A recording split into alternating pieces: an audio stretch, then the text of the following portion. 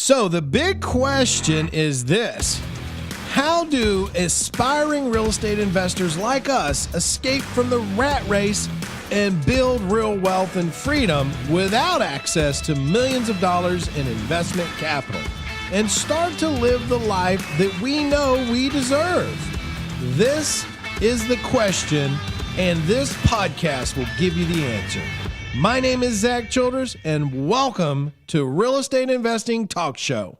Let's talk about digging into a mass offer approach into a market and why that has got benefits to it and why you should be thinking about it, okay? So here's what you need to understand.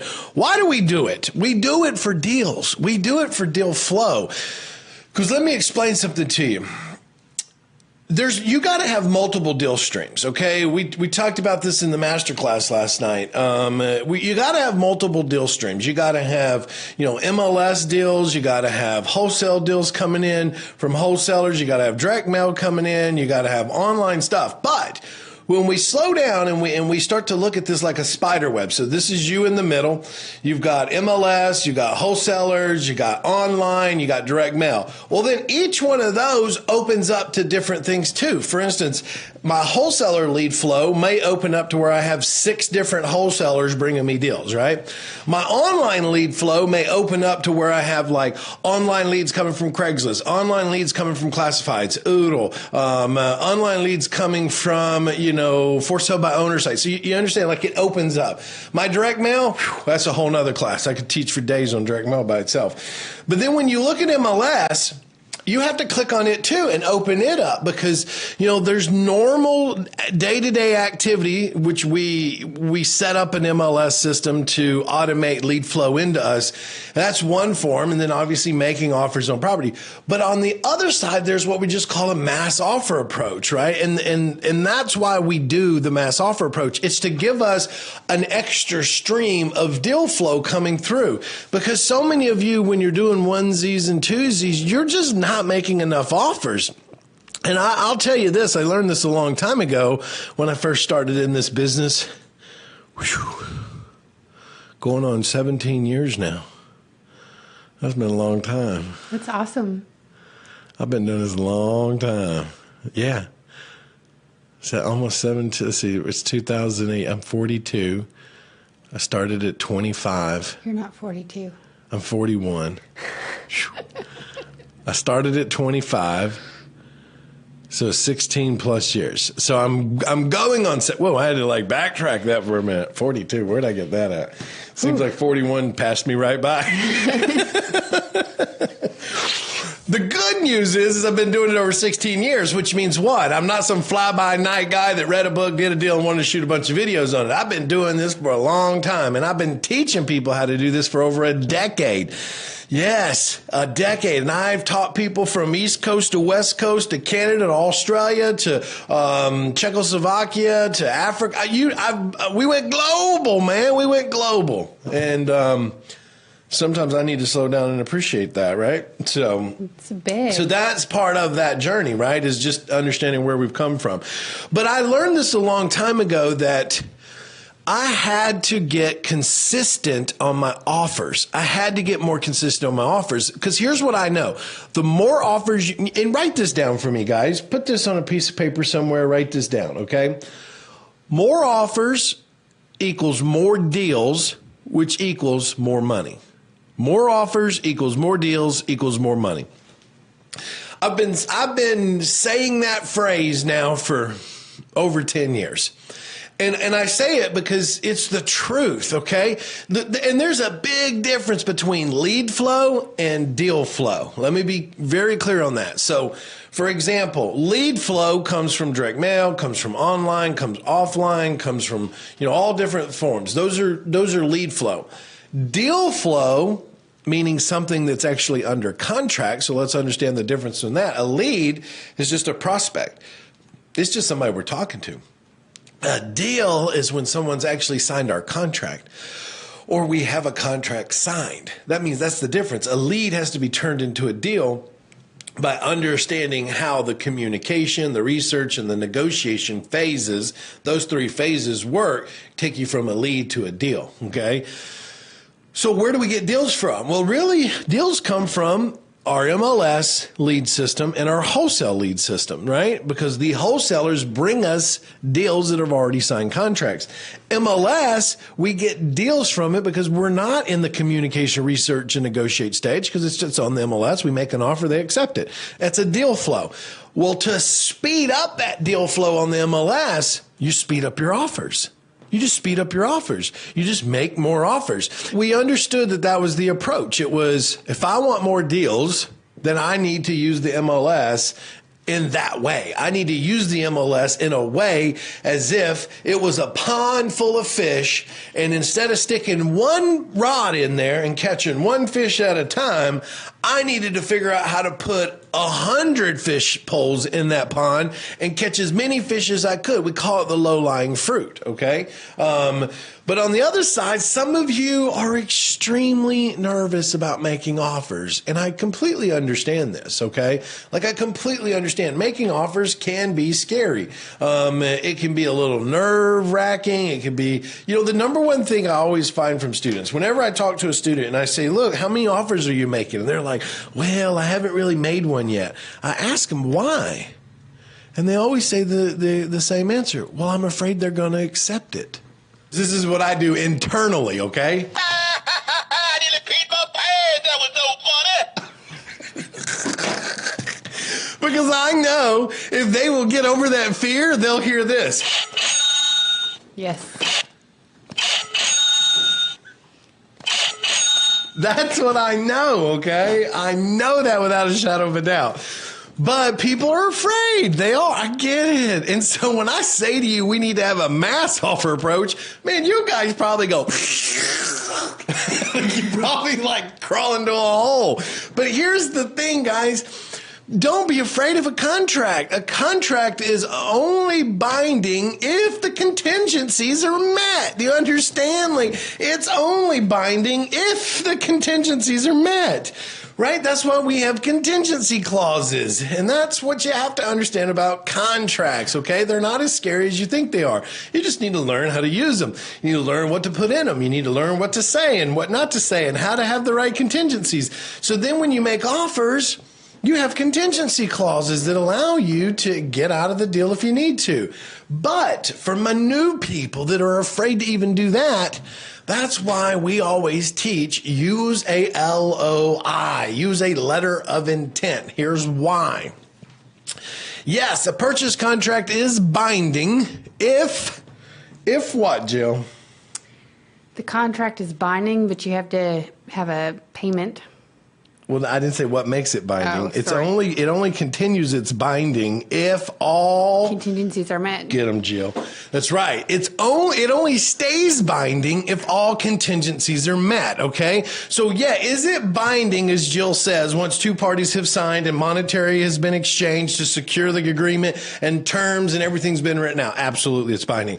But the little contingency section in there is like the loophole, right? It's the I'm out, right? And that's what you need to understand. That's what determines whether it continues to stay binding inside the contingency period. So that's why people are nervous about offering you too long of a contingency period, because they want it short. They want you to figure out if you're going to stay in or out quickly so that they can go back to the contract being binding so that you go to close and you buy the property from them.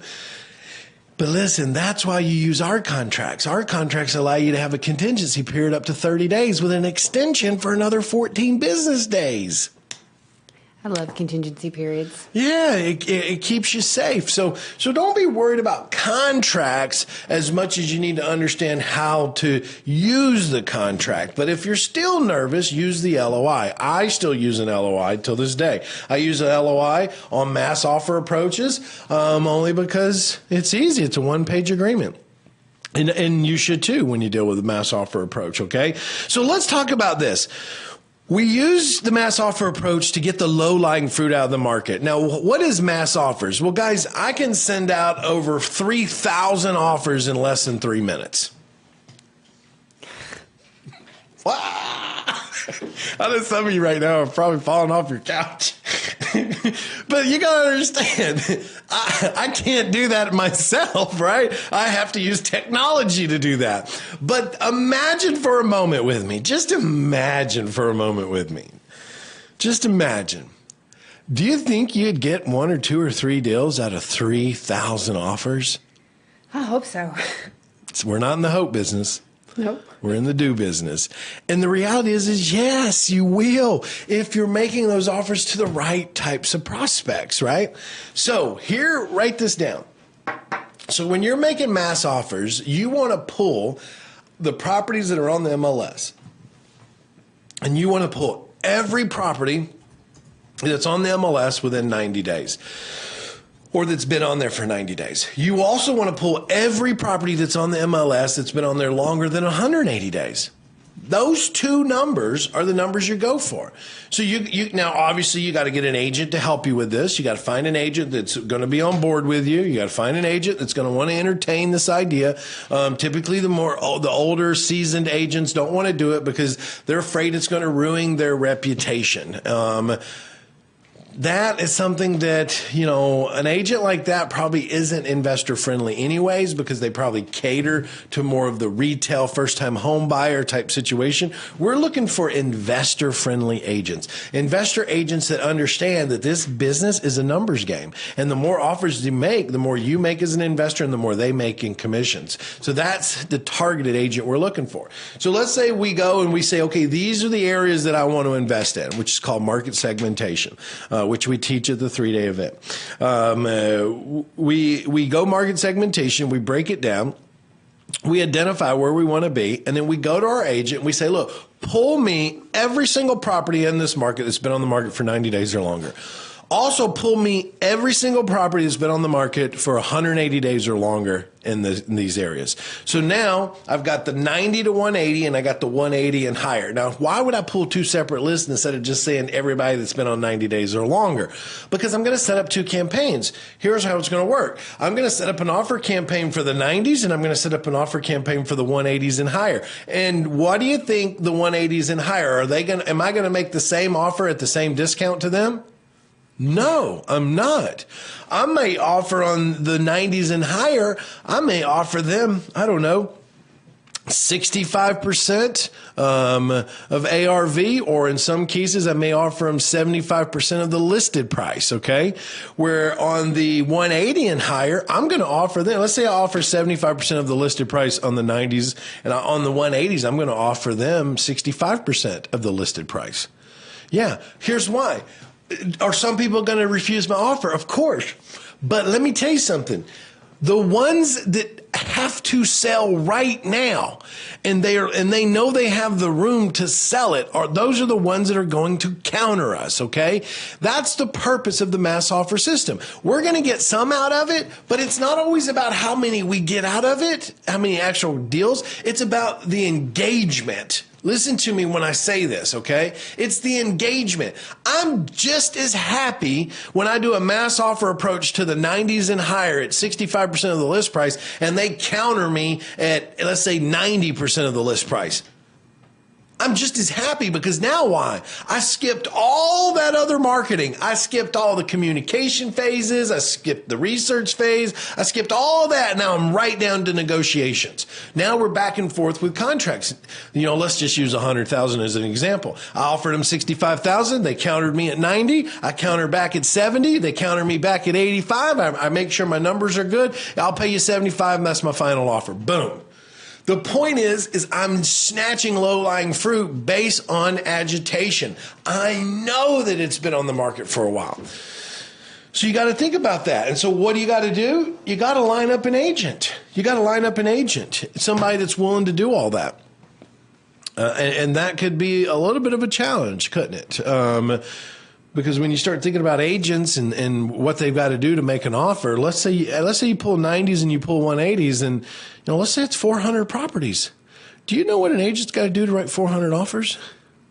Especially for you guys in California. I mean, geez, your contract out there is like 14 pages long. That's a lot of work. But hey, if an agent gets it, you do it. I mean, that's how I started. People are afraid of a few things. Here's the beauty. They could be looking across the river and see like this great life, you know, just beautiful landscaping, a nice home, but they don't know how to swim. So they look at this river and they think to themselves, oh man, I'm so scared. But now there's a boat that will take you across the river, right? But you got to learn how to do what? You got to learn how to use the boat, right? There's a rope that goes across, and you could grab the rope and you could swing across and hope that you land. And then there's somebody over there that's going to teach you how to swim, that's going to work with you and say, here's how we get through a river. Here's how you swim in the river. Here's how you start in the current. Here's how you put your feet first. Here's how you wade to the other side. And here's how you get off the stream, and then you work your way back over. People will look at that, and then they're afraid. They're afraid of not the destination. They're afraid of the journey it takes to get to that destination because it's the unknown. They haven't learned it yet. They haven't figured out the skill sets. And here's the reality. There's 3 different ways to get across the river.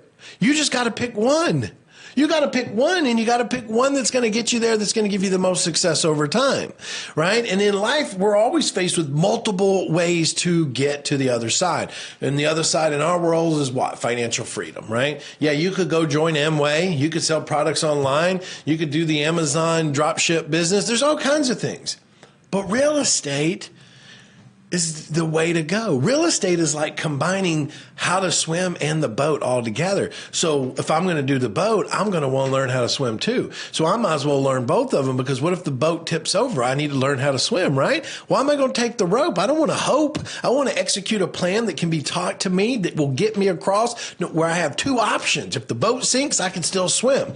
So the fear is overcome in any journey we take when we slow down enough and embrace the idea that we need education, that we need to learn the process to get to the other side of the river. Until then, it will always be fearful. So one of the things when you're doing a mass offer approach, you've got to be able to justify your offer. Now, what does that mean? If I'm just throwing offers out there, then it's just an offer.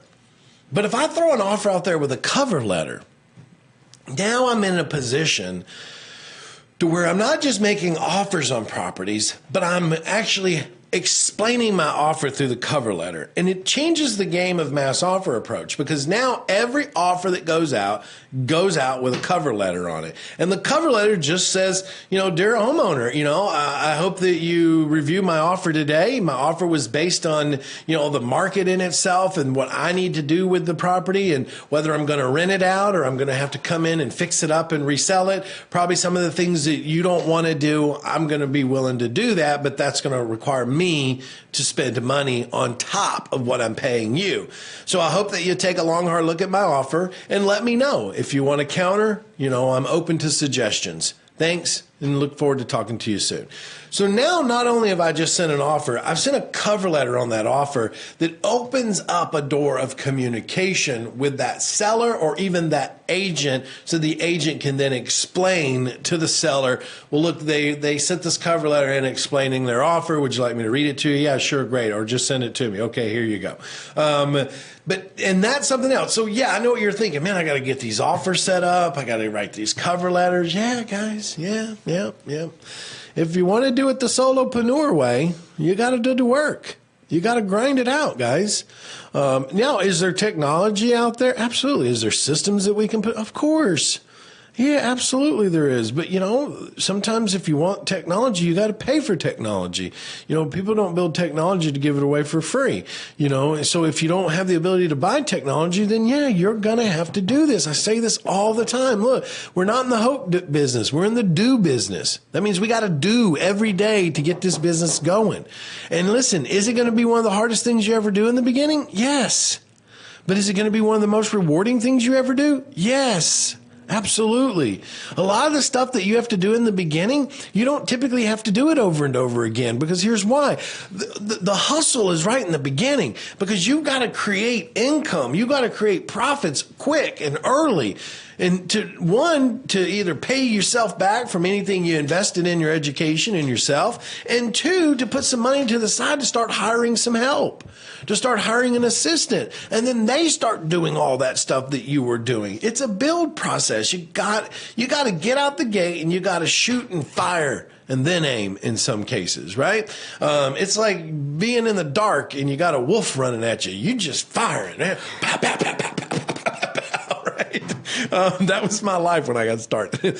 But, that's typically what a new investor does. It doesn't have the resources to go out and get help or get a coach or get technology or get software in their business. They've got to be all that. Listen, when I first started, I didn't have all that. I was the guy sitting there late at night writing all these cover letters. I was the one that was getting with my agent to put all these offers together. I was the one that was taking them back to my office, yes, back when we used fax machines, and standing in front of a fax machine and sending offers out. I was that guy. I was also the guy that went out and looked at all the properties and negotiated all the deals and made all the phone calls and set up all the marketing. And that was me. I was a solopreneur. Listen, I was such a dedicated solopreneur that even when I was out pumping gas, I would tape my We Buy House flyer sign to the gas pump. Like I carried a stack of flyers with me everywhere and tape. I didn't care where I was at. If I was going into the bathroom, I'd take one with me. I'd tape it to the wall. If I was pumping gas, I'd tape it to the pump. It didn't matter where I was. If I parked in a Home Depot parking lot, before I go into Home Depot, I'd go around the parking lot and stick my flyers in all the car windows. I was dedicated. Most people won't do that. But that's why I had the success I had so quick and so fast. Every day. You understand? Every day I was doing something for my business. Something every day. We get the people who come in and they get excited and they want to get going and they do something for a couple of weeks and they don't do anything for a couple of weeks. And then they wonder why they got to build it and start back over again. Because you lost consistency in your approach. You got to do it every day. And look, every day is not that hard to do something. Whether it's 5 minutes here, 10 minutes there. Look, I would go and to get lunch, I would always go somewhere different to get lunch, typically somewhere there where there was a shopping center. And I would go to the shopping center, I'd park my car before I'd go get lunch, and I would walk around that shopping center door to door to door with a stack of flyers and tape. And I would ask these shop owners, hey, do you mind if I put a flyer in your window for people who need to sell their houses, maybe, and they need somebody to buy it quickly? Oh, no, not at all. Tape it up there. You buy houses? Yes, ma'am, I sure do. Oh, well, what's your phone number? It's right here. I go to the next one, and I always use the first one. I would say, hey, look, your neighbor let me put this in their window, and they told me I should come talk to you. Do you mind if I hang my flyer in your window? Guys, I was relentless. Do you understand? Like, I was relentless. I was going to do whatever I had to do to make this business work.